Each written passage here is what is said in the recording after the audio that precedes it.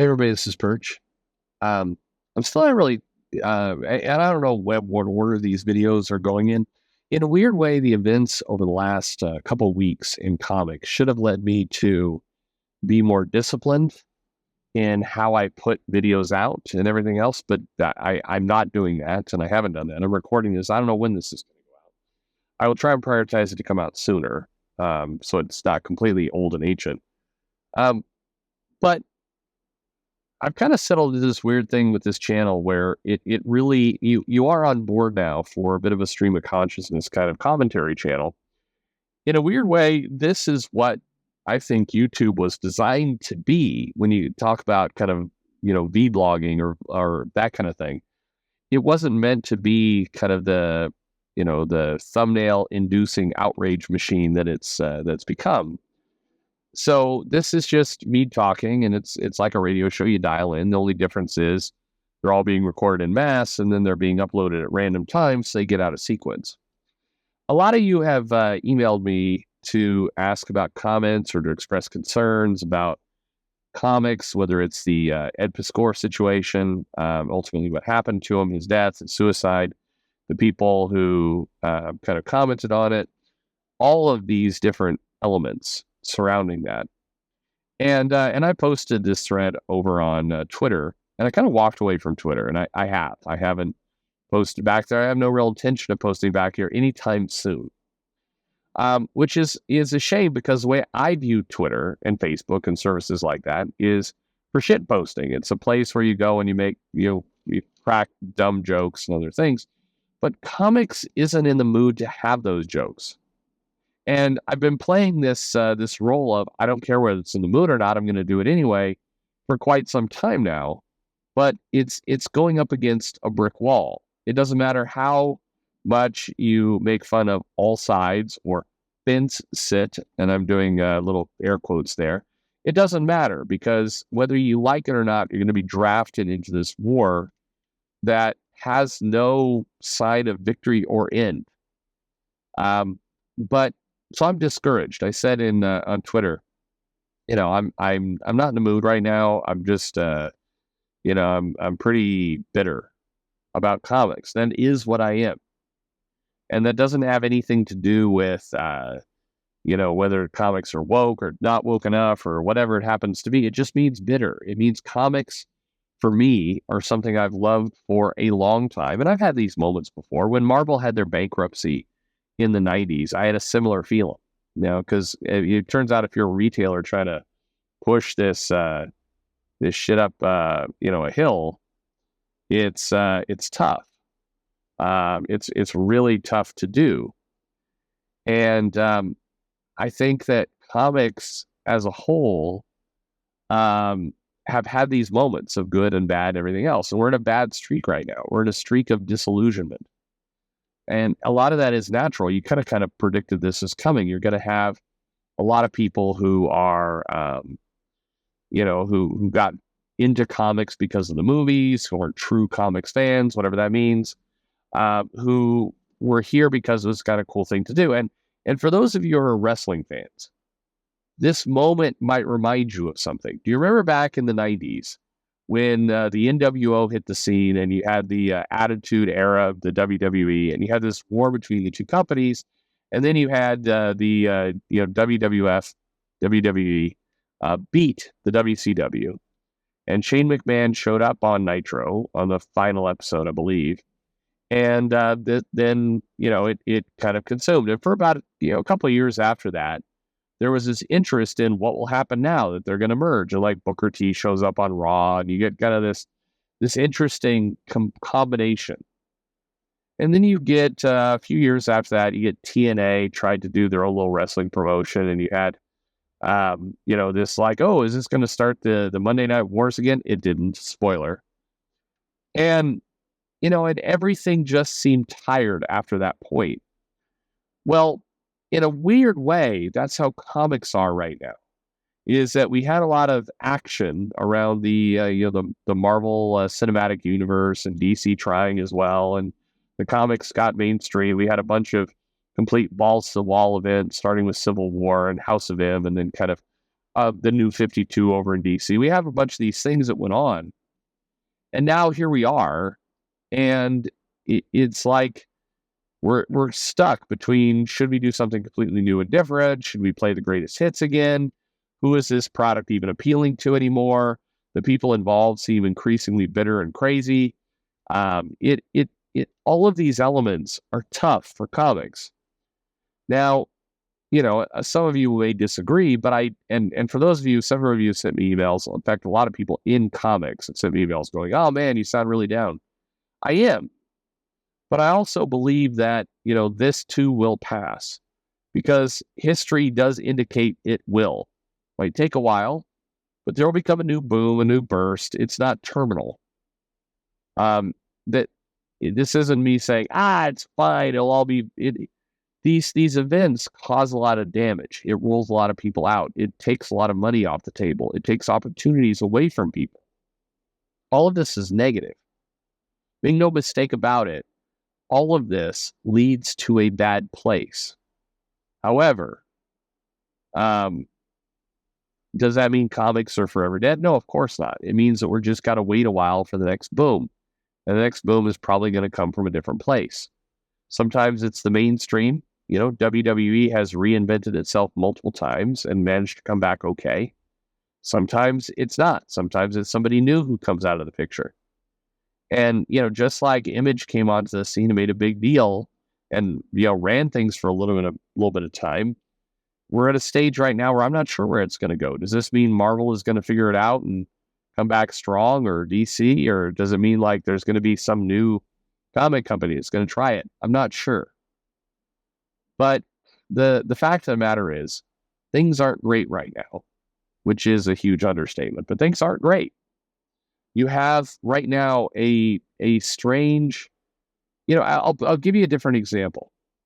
Over on Twitter, recently, Tom Taylor posted a picture of somebody who tweeted, the guy tweeted burning a picture of Tom Taylor.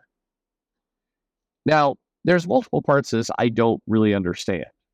Number one, why is somebody burning a picture of Tom Taylor? What are you trying to do? Is this, unless the answer is I am performing some kind of witchcraft, ceremony to try and get Tom Taylor off of Nightwing, to which, like, that seems like a strange choice, but okay, let's say that's what you're doing. I don't know, but why are you burning a picture of Tom? Like, what are you hoping to accomplish with that? What message? Like, I don't know. Are you just fucking around and that's just kind of what you decided to do today? I don't understand why. Why are you doing that? What is the value of doing that? Why? Then number two, if you're Tom Taylor, why are you posting that? Like, it's some rando on Twitter. This sounds weird, but I'm not sure. Like everybody has a motive for something. So let's say you're Tom Taylor and somebody sends you, and this is most likely how it went down. Somebody sends him a picture of somebody sends him the tweet. Hey, did you see this? Somebody's burning a picture of you in a tweet from I don't even know who the fuck posted that. It's like, bitch Laura 32F posted a picture of you on Twitter and they're burning a picture of you. And Taylor's like, God damn, I need to definitely alert my audience to this. Why are you doing that? Like, what is the point of that? Are you like, I legitimately am wondering, are you looking for sympathy? Are you like who cares? Like if you're Tom Taylor, I get it's disturbing probably to see somebody tweet a picture of somebody burning a picture of you. It's disturbing because it's so fucking pointless and weird. But why signal boost that? You have to know that there's some people out there who don't like you, because there's plenty of videos about how Tom Taylor's a bitch. I mean, we see lots of those videos out there. So why would you signal boost somebody burning a picture of you who's clearly either screaming for attention, which you are now giving them, or a lunatic, in which case, why give that person attention either? Like, all of it's strange. All of this. So, but here we are. And I I don't know. I don't know. Anyway, this is where comics are at right now, where you've got comic creators, and Tom Taylor is probably one of the top 10 names in the industry right now. Probably one of the top 10 writers. It's weird to say, but I think that's true. Definitely top 20, probably top 10 in terms of name recognition in the big two. I mean, we could play this game for ourselves right now, and that'd be a fun video probably. But we've got a thing where one of the top 10, top 20 writers in comics is retweeting somebody burning a picture of them and going, "Why is somebody doing this?" Like, I don't even. At that point, you have to ask yourself, what is even going on in comics? And I think that is the big question, and that maybe is my question. What the fuck is going on in comics right now? It's not a good place. And so that's why I'm discouraged. That's why I'm bitter about comics, because I like comics. I read comics, I collect comics, and I sell comics because I love them. And so if one day you wake up in the thing that you love, and one of the top creators is saying, can't you believe this guy's burning a picture of me? The fact, fuck, this comic industry has lost the plot in a major way. And that's, I guess, my feelings for comics. I'm not saying it's yours, or it should be yours, or that's just mine and mine alone. Comics overall has lost the plot. And that the Tom Taylor example is just one example of many, many examples where it's just bizarre on every level.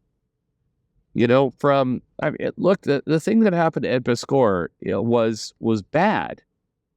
All fronts of it. And we could examine it. And in a reasonable industry, you should say, how did we get here? What went on? What all the different pieces, not just one piece. And maybe this is part of the problem of comics, is they just examine one slice of this at a time. When in reality, we need to look at the entire picture. But comics, and I post this on I'm leaving, I'm heading out of Twitter. I posted that right now, the product is outrage and clout and attention. The product is not comics. It's definitely not. You can't look at all this stuff and say the product is comics anymore. The product is internet attention. That's the product. And I don't know about you, but I do not have, that's distasteful to me. That's not where I want to be. That's not anywhere of where I want to be. I don't know. I guess I'm doing this video as by way of explanation. Hey, I heard Perch is bitter. I am. I'm bitter because comics shouldn't be this way. And for some of you, you're like, I don't know what he's talking about. I'm having the time of my life. If you're here for the outrage, if you're here for the clout, then yeah, these are golden years. This is the golden age of comics, because we haven't actually in the history of comics had this much bullshit online that had nothing to do with comics. I told you I was discouraged and bitter back during the bankruptcy in the 90s. It was a rough time on retailers, and it was a rough time on comics, and you hated the materialistic aspect of everything, and the way that, we were steering into variant covers it wasn't variant, like hollow covers and gimmicks versus stories. That was a shitty time, and I was bitter about it. At least that was about comics. Today, the central bitterness is about how people are fucking around with each other on social media. That is the product. And so, yeah, I mean, I don't know how, as a fan of comics, you wouldn't be bitter during this moment. But, like I said, it does pass. It's just likely that this one is going to pass with a completely new audience. I don't think this audience, these companies, this product survives this era.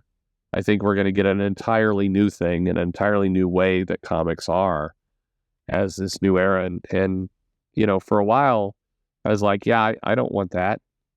But now I'm like, yeah, I'm probably here for it. Thanks for listening.